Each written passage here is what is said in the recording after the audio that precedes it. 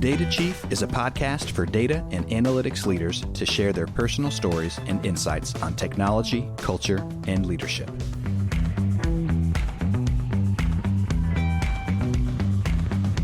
Welcome to the Data Chief. Welcome to the Data Chief. I'm your host, Cindy Housen.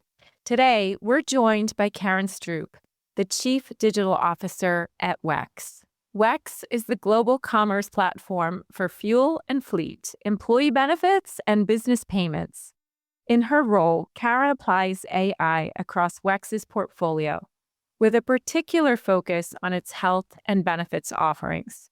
With over 15 years of experience leading product management and digital innovation, Karen is at the forefront of this work. In today's episode, we'll talk about how the Chief Digital Officer's role is evolving to encompass data and AI strategy, and what skills are the most critical in this new era. Karen, welcome to the Data Chief. Thank you, Cindy. It's fantastic to be here, and I've always enjoyed our conversations as well. The Data Chief is brought to you by ThoughtSpot, the agentic analytics platform company that is redefining how the world interacts with data. With ThoughtSpot's intuitive natural language search and agentic AI, every user can access transparent, governed, AI-powered insights when and where they need them. Learn why industry leaders like Cisco, Toyota, Hyatt, and Capital One rely on ThoughtSpot. Experience the new era of analytics at ThoughtSpot.com. Where are you joining us from today, Karen? Coming live from Dallas, Texas. Awesome. Spent some time in Texas. Houston, much hotter, more humid. Dallas, much more trendy, I would say. And I probably just insulted a lot of people, right?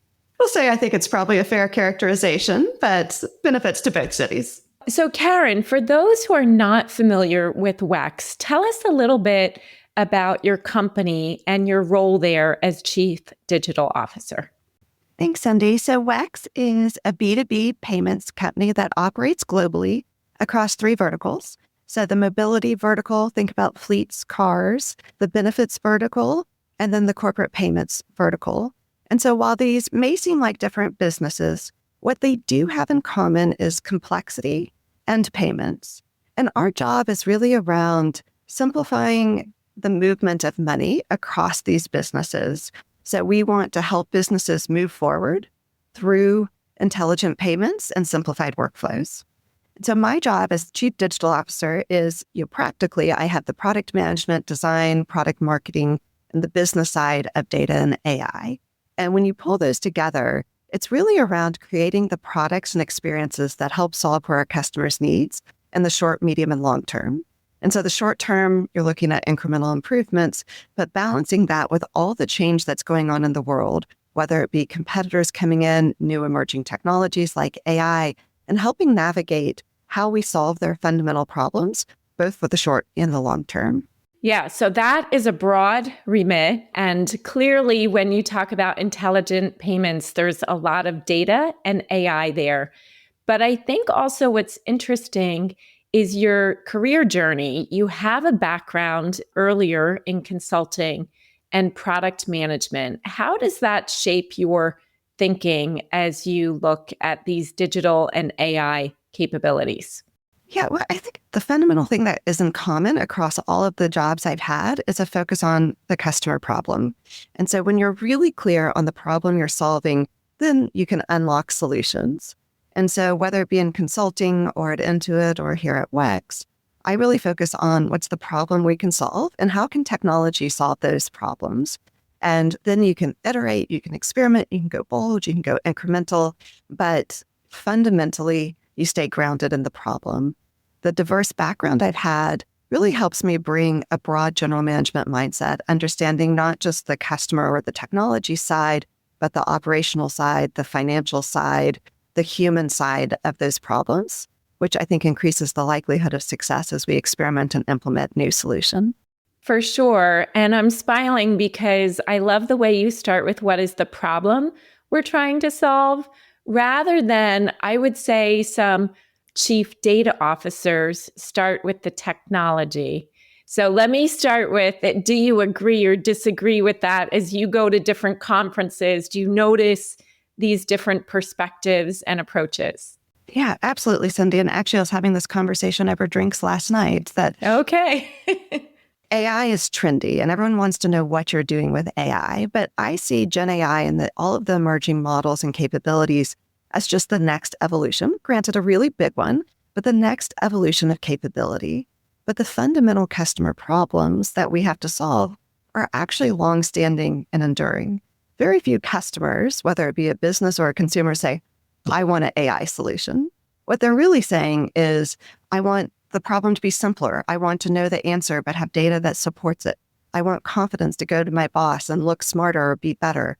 I want to take some of the manual work out of my day. So they have problems. It's our job to figure out the right technology to solve it and harness the power of this emerging capability that's out there. So I 100% agree and think that we actually need to stay true to the fundamentals that have always been part of product management and data, which is what's the problem? What is the solution? What are the metrics? And how do we get there? Yes. So I really like that, but I have to challenge you. When you say people don't say, oh, I just want to apply AI. I think some people do for fear of being left behind or FOMO, fear of missing out because everyone's talking about it. What do you think?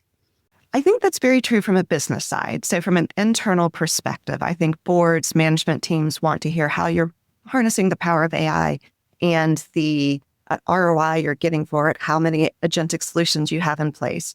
And I think that's actually important that there's a responsibility and accountability to jump in and get started because it's going to be messy. You're going to learn along the way. So I think it's important from a company perspective. But when I say customers or people don't want an AI solution, I'm talking about the end user. Like very few customers on Amazon or Netflix say, gosh, I want an AI recommendation of what the best next show to watch is. They just want the best show that's right for them and they don't have to search for it. They don't know or care that it's AI that's powering it. I think I'm separating a bit, and it's a fair distinction and a good one, what the customers want versus how you navigate that transition internally. Right. And navigating that transition can be quite disruptive, emotional, ambiguous. Also, while your company, WEX, is growing fast, and this is not your first chief digital officer role, but what are some of the lessons that you've learned in navigating this ambiguous time and still ensuring trust? First, I think ambiguity is absolutely the right word to focus on because I think ambiguity is paralyzing. People don't know how to navigate through it. They don't know where to start. They don't know what it means for their jobs, what it means for the future. And so I think our role as leaders fundamentally is to help build confidence and help people navigate through that ambiguity so that companies can learn and they can unlock the power that's being generated today. So I would say 3 key lessons. 1 is helping manage people and their feelings and their confidence. 2 is around clarity over certainty. And the 3rd is around speed to learning.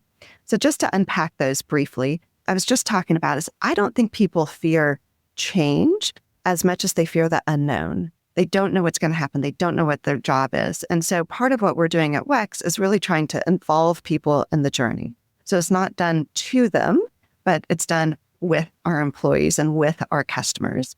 And I think that really helps alleviate or subside some of that fear. The second is clarity over certainty. I can't tell you when jobs are going to change exactly, but I can tell you that they are going to change. And so what we're trying to do is take this ambiguous problem and narrow it down to bite-sized chunks, for lack of a technical word, little pieces where people can experiment and learn. And what I see is those eyes light up moments where you go in skeptical and be like, oh, I don't think an agentic solution can actually do something to solve this problem too. Actually, it is solving the problem. And if it can do that, well, then could it do this? And you're bringing people on the journey, but you're doing it in small steps versus saying, oh, I want you to reduce costs by 10% across the company. And the final part to me is speed to learning, which is not new in the AI journey, but again, it's one of those truisms. I think it's better to get started because it's going to happen. And I can promise you, one of the things that's certain is it's going to be messy. It's not going to be a linear path. And so if you have a hypothesis-based approach, if you say, I want to experiment. I want to see what I learn in the next 2 weeks or the next month. Then I really think that the focus on learning helps accelerate the impact on the company and on customers overall. So I love those 3 key takeaways, and especially that you started with the people impact. I think that is the right priority, and bringing people along on the journey, addressing their fears is probably job one that many leaders underestimate the importance of. So as you think about your role as Chief Digital Officer and the changing roles of Chief Data and Analytics or Chief Data and AI Officers. And I'll go back about 10 years ago when I had just joined Gartner, and that was all digital transformation, best-selling book, digital to the core. How do you see the role of the Chief Digital Officer having changed in your time in this role? Should this be the next level for aspiring chief data and analytics officers? Yeah, it's a great question. And in many ways, I think the word digital transformation now sounds passé and dated. So I actually don't use digital transformation anymore. It's really just about transformation. But let me actually start with what I think is not changing. And I alluded to this earlier, but I think there are a lot of fundamental parts of the job that is really around driving transformation. And those key tenets are actually the same, regardless of what the technology is. Yeah, as we talked about, you want to stay focused on the problem. What is the big unsolved problem? What's the bold vision? What does great look like? And then how do you unlock that into steps that you can sequentially solve and decide if you want to pivot or persevere or stop altogether? But really, that fundamental approach to driving transformation remains the same.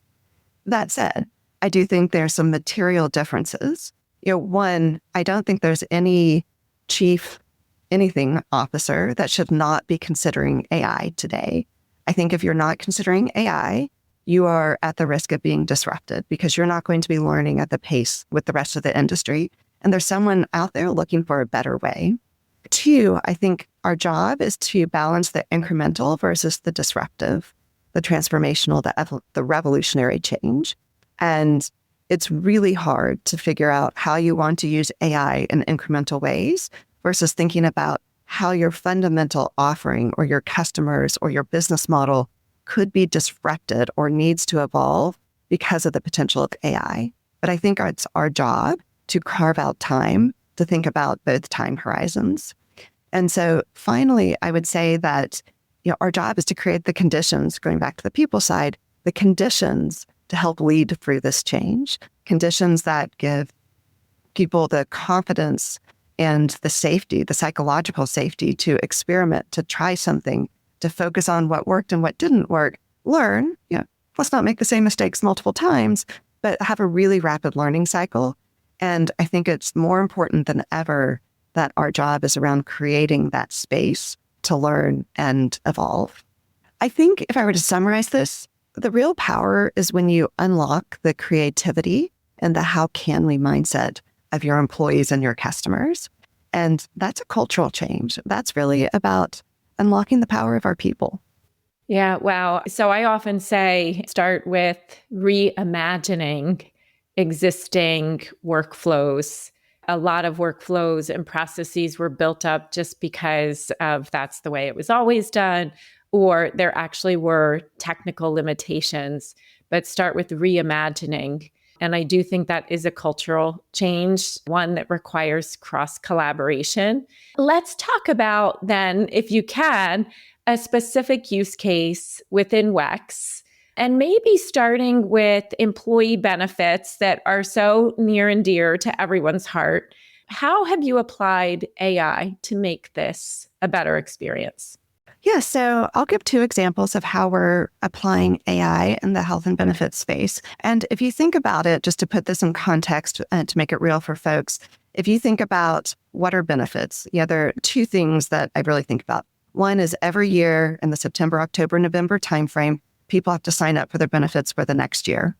And there's a process that you go through where you click and you decide, which health insurance do you want? Do you want an FSA card, an HSA card? How much money do you want to withhold from taxes? And then your ancillary benefits. I'm a finance major, and I will say I never know if I'm making the right decision at that point in time. And so there's so much uncertainty. There's so many questions generated during that time, and that is a perfect application for AI. The second part of this is when you're using your benefits throughout the year. How much money do I have left on my card? I have a claim that I need to substantiate or I need to give documentation for to prove that it actually was a medical claim. And so when you think about this, I think there are a couple of things that are true. One is there are really big customer pain points here, and they have been long-standing, and we haven't solved them well as an industry. Two, data plays a really important role in the ability to solve this. And three, a lot of the questions are predictable and repeatable. And I think that sets us up to have a great use cases for AI. So the two use cases, one is around answering those benefits questions. And so we have had a couple of different incarnations of virtual assistants and also using ThoughtSpot to answer some of these questions, but really understanding what are the customer's questions and then how do we answer them in a way that instills confidence. And a couple of the learnings I have from this are, one, answering the question correctly is not the same as building confidence that it's the right answer to the question. You're a customer. What information or what documentation, what data do you need to validate that answer and go, oh yeah, that makes sense. I trust it. And so I think a lot of people stop with, our model's like 98% accurate in answering questions, but that doesn't account for the human side of how they feel about that question. And the second piece is around discovery and trying new things. No one likes a chatbot from the past. No one's had a great experience with it. And so when you put a chatbot out there or a new virtual assistant, you're battling all of that resistance and skepticism from the past. And so what is the incentive to get people to try it? And how do you have an amazing first use experience that makes them want to come back? So I'll pause before I go to our second example. Yeah, it's worth a pause because you've brought up something that I have not previously contemplated so well, the emotional reaction to building trust. So are you saying that if I ask a data question like, what have been my total claims submitted this year, or what's left in my savings account, and I don't like that answer because I thought I had more or I had used more, is that what you're alluding to? Yeah, it could be that, or it could be there's uncertainty because there's a claim that's pending. And so you're like, oh, I thought I had $200 more. There's a really real reason why it's not showing up in your available balance. It's in a pending status. But if you don't address that, it creates complexity for people. I'll give an example from the accountant space, and this is from a prior life and pre-Gen AI. But accountants, they're numbers people. And there's a very easy ability to take all of the data that comes in from paper and Fidelity and all the sources and apply it to the tax return. But if you give it to the accountant and say, we populated all the information on the tax return for you, they're going to go, whoa, whoa. I don't trust that you did it correctly, because their process of stare and compare, a validation, they want to know the accuracy where there may be flaws. And so there's user experience design that you can put over it to really help build confidence in a technology that worked perfectly well, but you're solving for the human side of it as well. Yeah. So do you think some of this is also data literacy? If people can further investigate these numbers, that also builds trust, or they understand where the data is coming from, how it's being calculated, how it's being applied.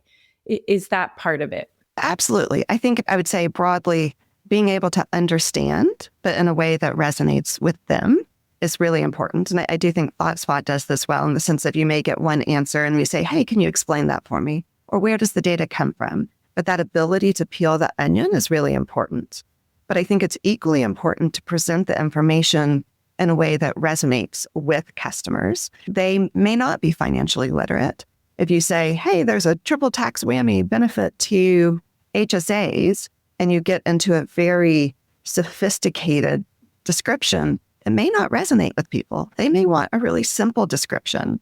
And so really understanding the audience and testing and iterating the tone, the brand, how you present the information back to different customer segments, I think is as important and often underrepresented or underconsidered, if that's a word, as we think about building AI solution.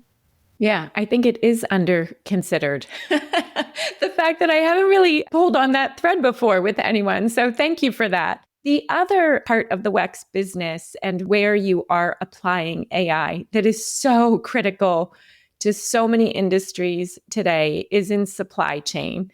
Tell us a little bit more about that. Yeah, well, if you think about how our businesses run, we have a number of small businesses in our portfolio of customers. And no small business goes into business because they want to be amazing at finance or accounting or supply chain. They go into the business because they're great at plumbing or they love delivering flowers, whatever the case may be. And so if you think about our fleet business, the supply chain piece is managing fuel costs, routing, making sure that drivers are getting to the right place on the right time to deliver the service at the time that the customer is expecting them. The vehicle health, is it going to run? And so if you kind of back into that, there's a cost component and there's a workflow component that I would say makes up the quote unquote supply chain. And each of those are really important to delivering on the cash flow. And every business is concerned about cash flow. And it's important to delivering on the brand promise that that business has to their customer. And so this is where we are looking at how do we use AI to help better solve those problems.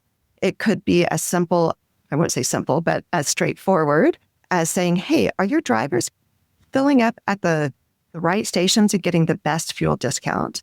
You may get better discounts at X gas station chain versus Y. And how do you influence the drivers to go there? Which drivers are using premium gas versus unleaded when they shouldn't be? So relatively simple questions. More complicated questions can be around route optimization. So in the over-the-road trucking, you are looking at not only the gas stations, but how many miles you drive in each state, because there are different tax implications, where you can find parking, where you can find showers, which roads are under construction or have overpasses you can go under. And so really optimizing for idle time and the time to delivery is incredibly important to both that brand promise and the cash flow. And I think going back to something you said at the beginning, Cindy, is you have to understand your fundamental process and the fundamental customer first. You can't just throw AI on it and magically expect it to solve the problems. And so as we unlock this, we start with a service design blueprint. What is the current process? How do we reimagine it? What's the bold vision? And then how do we get incremental wins along the way? Yeah. And as you're describing that, Karen, I often will use the term WIFM. What's in it for me?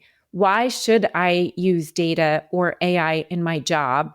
And we have to talk about WIFM. What's in it for me? So I'm picturing the driver, of course, they would prefer to know a route when it's a cross-country route. Where is there a shower? Where am I more likely to be on time versus the overtime or sitting in traffic? So there's a lot of data points, I think, that show the WIFM. Yeah, I think I'm going to steal that expression. I've never used WIFM before, but it's a beautiful summary of what we're talking about here. Yeah. So I had the pleasure of hearing you talk live at MIT Imagination in Action. And there was a wonderful panel about who's deployed Gen AI versus who is just experimenting. And WEX is actually deployed in production for a number of use cases. Maybe if you take us back, how do you prioritize where to even start and continue to scale? Yeah, so we've approached this in two ways. The first was from the very early days, we leaned into the power of AI and Gen AI as opposed to the fear. And so we got licenses for our employees for different Gen AI tools. We got proprietary instances. We did training on how to do them. We put incentives in place. We created an AI accelerator community, but we really encouraged employees to experiment and learn how they can use Gen AI to improve their own jobs and reimagine their own workflows, whether it be in big ways or small ways. And so I think all of this sits on the foundation of starting from our CEO and our board. We have leaned in and said it's a matter of when, not if. And that cultural mindset and that strategic prioritization is incredibly important. And Melissa, our CEO, demonstrates how she's using AI in her job. She talks about how we've created an agent to prepare for our earnings calls. And so I'd start with, it actually is a cultural change and a strategic priority that comes from the tops down. So then in terms of prioritizing use cases, we really used a couple of filters. The first is, one, where is there a big unsolved problem? So where is there a need? 2, where is it feasible? So value, feasibility. 3 is around desirability. Is there a customer problem we're trying to solve? And is it work that people like doing or don't like doing? Because it's much better to take bad work out of the equation than good work.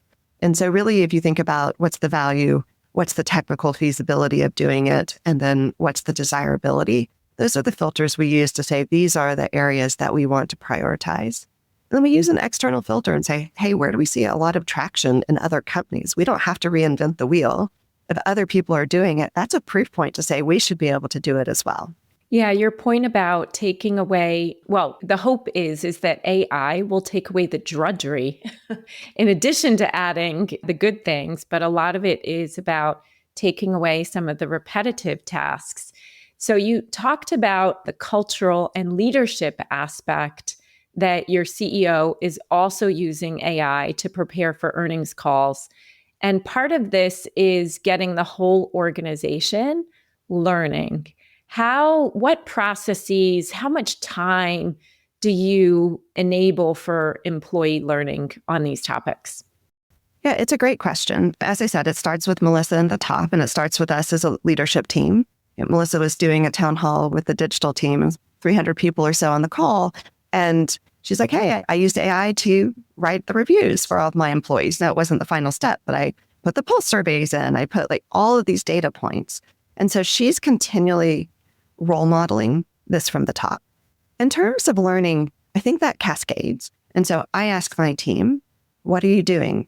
What's your bold vision? How are you reimagining? Let's set up a meeting to talk about it. If there are wins, let me highlight them on a town hall or a coffee chat where people see their peers doing it. Because I actually think that's a really important point. It's easy to look at Amazon or Microsoft and Google or a startup in Silicon Valley and be like, well, they're using AI, but they're different than us. But when you see people in your own company with the same data challenges or the same cultural challenges or whatever obstacles you may fear or see, and you see your friend who's doing this, you go, oh, well, let me use that use case. Let me experiment and learn. Let me try to do this. And so I think that, one, I think it's really important for leaders to prioritize this and create either the space or the imperative that people are changing and evolving. And 2, I think it's important to celebrate the progress and the learning so that people feel like it's possible. Yeah, definitely celebrate the progress and the learnings. I wish I could be a fly on the wall for one of these town halls when I'm hearing these celebrations. That sounds wonderful. The other challenge we have as an industry, I think back 10 years ago when you can make an investment in a platform and it might only be upgraded every 3 years. Now, the waves of disruption, it's not even measured in months, it's measured in weeks. And yet people's ability to adapt and learn is much slower. I believe you call this a massive disconnect, but how do you help people navigate this? Yeah, so I think, generally the rhetoric is right now that the technology is evolving every few months, but cultural change happens on years, like in the neighborhood of 6 to 7 years. And so there is a massive disconnect between what's possible and how the organization will adopt it. And I think it goes to this idea that ambiguity can cause paralysis. Well, which vendor should I select? Because it may not be the right vendor in a couple of years. Well, the way that we're approaching it is, leveraging a saying from Amazon, it's a two-way door decision. How do we, and I'm upfront about this with our vendors, we think you're the best solution for now, but we're going to architect this in a way that we can be agnostic to what the vendor is. And particularly if it's a startup, if you're not successful, if you don't solve the problem well, we have the flexibility to pivot. And so I actually think it creates a joint incentive. We're investing in our partners and they're investing in us, but we're investing to drive outcomes. And so I think one is, again, decomposing the problem to be narrow. 2 is assuming that things are going to change. And so architecting and building with a two-way door decision. And 3 is putting the assumptions on the table. What do you believe needs to be true? And it's a scientific experiment. Is it working? Is it not working? How do you get data to prove it or not prove it? But I think that our world is going to be fundamentally different in the next 5 years. I have 3 kids, the oldest of which is 17, and I'm trying to figure out how to help them navigate the college process, because I think jobs, when my kids are going into the workforce, jobs are going to be so different. And so I feel like it's our job, my job as a leader, to help our workforce navigate that today. Yeah, for sure. And as you're describing the two-way door, I'll share a nugget that another data chief guest, Deepak Jose from Niagara Bottling, shared. He said, Jim Collins used to say built to last. We should really be saying built to adapt. I think that's a good difference for today's time period. You've also talked about the shift of people asking for data versus focusing on outcomes and the decisions that they can make. How is AI helping with this? Yeah, it's a great question, and you probably have better answers for this than I do as well. So I think a lot of times, particularly in the first year that we were working on this, we had a consultant come in and you're not going to be able to use this because you don't have the data. We are a company with a number of acquisitions, and very few companies that are more than 3 or 4 years old have perfect data that's perfectly suited for agentic solutions. There's absolutely a benefit to being a startup, and you can architect for AI from the ground up. But then you don't have the benefit of having all of the data that we have, which is absolutely a competitive advantage. So what I'm asking teams to do is to think about it differently. What do you want to solve? What data do you need? And how do you take that thin slice to clean the data in service to that outcome? And over time, we'll get more and more good data. And then the second question I ask is, how do you use AI to prepare the data for that use case? Because I think that there are a lot of ways that you can use AI to accelerate the process versus the months that it used to take to prepare the data. But moving from we can't because to how can we, what do we need to do is such an important mindset shift. Oh boy, to me, it's just where is the data ready enough? Because data is never perfect. And you are right, we can use AI to make up for some of those perfections. But I say, where is it ready enough? As we think about automating and getting rid of some of the drudgery of building content, making decisions, Gartner recently published a prediction that 50% of decisions will be augmented or automated with AI within the next 3 years. Do you think that prediction is about right, or is it going to be faster and more than that? Yeah, that's a provocative question. I hope it's right. I'll start with current state. I tried to use one of the new Gen AI agentic solutions that is doing the work for you and integrating the work into the browser. And I tried to book a trip, a ski vacation, and said, within these 2 weeks, how do I optimize for hotels and flights and these other things? And it wasn't a perfect experience. And my husband was watching this and he's like, it doesn't look like it's working the way you wanted it to. And I was, it's not yet, but it will. And so it was 2 weeks after the product had launched. And I think what's really important is I'm not going to give up on the idea that AI is going to be able to book the trip for me. It's going to figure it out, but it's going to take a little bit of time and experimentation. And so in 3 years, 50%. As a leader in a company, I would say the responsibility is on me to assume that's true and make it happen, as opposed to bet against it. So if I assume it's going to happen and I work towards it, if I don't hit the 50% goal and I'm at 42%, I'm a heck of a lot farther than I am if I assume it's not going to happen and I'm not going to be disrupted by something like that. So I'll take the over on it and work that way and assume that I'll deliver better results because of it. Okay, sounds good to me. Now, part of that, getting to that journey, a lot of people, a lot of companies are still really just stuck in the dashboard stage. Go ask an expert to build a dashboard, wait days or weeks until that answer comes back. How do you disrupt that workflow? What does good look like? Yeah, so my hot take on this is in a few years, the user experience will fundamentally change. I think that the user experience is going to be a combination of voice. And so you are asking questions and data that's rendered. And so a dashboard, there are always going to be some standard reports that you need or standard information. So I think that will be, I would think of it as a backdrop, but the foreground will be an interactive experience that really understands, predicts what questions you're going to ask. It tells you what questions you should ask. It tells you other people like you are asking questions like this. Let me just do that analysis for you. And so I think that the dashboard concept, which no one's really loved a dashboard. I think that a dashboard's just a starting place that you click through to drive to more insight or to drive to action.